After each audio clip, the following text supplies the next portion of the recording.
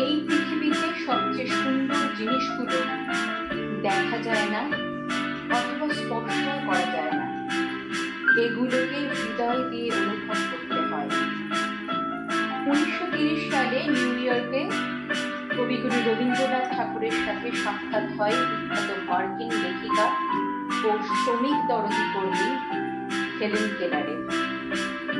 লেখিকা যেহেতু অন্ধ, তাই তিনি রবীন্দ্রনাথকে স্পর্শের মাধ্যমে অনুধাবন করেন। কবিগুরু রবীন্দ্রনাথ ঠাকুর হেলেনকে আমি চিনি তো চিনি তোমারে ওগো বিদেশিনী গানটি নিজে গেয়ে শুনিয়েছিলেন। যেহেতু হেলেন কেলার দেখতে বা শুনতে পারতেন না, তাই তিনি রবীন্দ্রনাথ ঠাকুরের ঠোঁট স্পর্শ করে গানটি বোঝার চেষ্টা করেন। হেলেন কেলার বলেছিলেন, রবীন্দ্রনাথ ঠাকুরের পাশে বসে চিন্তা ভাবনা শেয়ার করা, পবিত্র কোনো নদীর ধারে দিন কাটানো এবং জ্ঞান সুধা আকণ্ঠ পান করার মতো।